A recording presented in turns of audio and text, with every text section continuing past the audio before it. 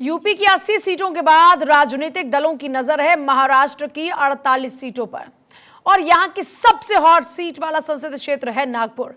वैसे तो नागपुर के संतरे बहुत ज्यादा फेमस रहते हैं और नागपुर को इसीलिए संतरों का शहर कहा जाता है क्योंकि यहां बड़ी मात्रा में संतरों का उत्पादन होता है। शहरों की नजर से अगर देखा जाए तो यह महाराष्ट्र का तीसरा बड़ा शहर है और यहां बने मंदिर, ऐतिहासिक इमारतें पर्यटकों के लिए मुख्य आकर्षण का केंद्र भी हैं। नागपुर विदर्भ क्षेत्र में आता है। नागपुर को राष्ट्रीय स्वयं सेवक संघ का गढ़ कहा जाता है और इसका मुख्यालय भी यहीं स्थित है। नागपुर से छत्तीसगढ़ का बॉर्डर भी लगता है। इसका कुछ हिस्सा पहाड़ियों से भी घिरा हुआ है। राजनीतिक परिदृश्य से अगर देखें तो नागपुर शहर का अपना ही अलग इतिहास है। यह सीट काफी समय तक कांग्रेस के कब्जे में रही, लेकिन 2014 के बाद से सियासी समीकरण बदल गए। पिछले 10 साल से यहां पर बीजेपी का कब्जा है। एक रिपोर्ट देखिए।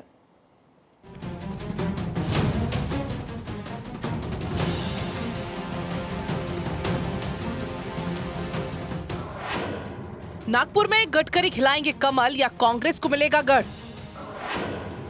कभी कांग्रेस का गढ़ रही सीट पर अब बदले हालात। ओबीसी, एससी और मुस्लिम मतदाताओं का वर्चस्व। देश में लोकसभा चुनाव का मंच सज चुका है। कोई अकेला दम भर रहा है तो कोई गठबंधन के जरिए सरकार बनाने की कोशिश में जुटा है।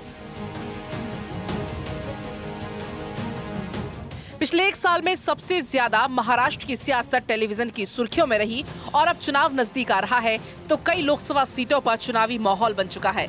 महाराष्ट्र की इन्हीं सीटों में से एक सबसे हॉट सीट नागपुर की है। यहां से मौजूदा वक्त में सांसद और केंद्रीय सड़क एवं परिवहन मंत्री नितिन गडकरी हैं।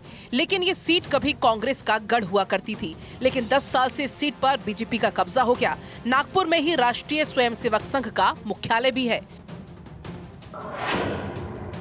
नागपुर लोकसभा सीट पर 1952 से 2019 तक 12 बार कांग्रेस के सांसद रहे। वहीं 1 बार निर्दलीय और 1 बार ऑल इंडिया फॉरवर्ड ब्लॉक और 3 बार बीजेपी के सांसद रहे।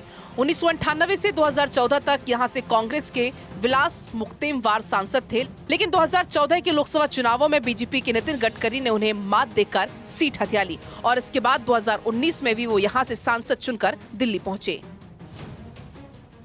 नागपुर लोकसभा सीट पर ओबीसी, एससी, मुस्लिम मतदाताओं का वर्चस्व है। इस सीट पर कुल 80% मतदाता ओबीसी, एससी, मुस्लिम समुदाय से ताल्लुक रखते हैं। उधर गडकरी ब्राह्मण हैं। जातिगत समीकरण में फिट नहीं होने के बाद भी कांग्रेस में आपसी मतभेद और विकास की छवि के कारण गडकरी विदर्भ क्षेत्र की सबसे महत्वपूर्ण सीट पर भारी मतों से विजयी होती हैं।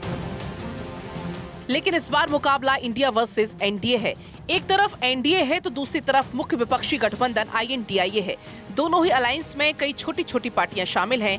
एनडीए ने अब की बार 400 पार का नारा दिया है तो इंडी गठबंधन अब की बार लोगों के मुद्दे के बल पर बहुमत जुटाकर सरकार बनाने का दावा कर रहा है। नागपुर सीट के इतिहास पर नजर डालें तो इस सीट पर ज्यादातर कब्जा कांग्रेस का रहा है, लेकिन पिछले 2 बार से बीजेपी को इस सीट से जीत मिल रही है। 2014 में आम आदमी पार्टी ने भी अपना कैंडिडेट यहां से उतारा था। इस बार के चुनाव में कांग्रेस और आम आदमी पार्टी के बीच गठबंधन हुआ है, जिससे इस बात के कयास लगाए जा रहे हैं कि कांग्रेस के प्रदर्शन में अब की बार सुधार हो सकता है। वहीं अपने काम के दम पर और मोदी मैजिक के सपोर्ट से नितिन गडकरी की राह मुश्किल नहीं लगती। Bureau report, Bharat 24।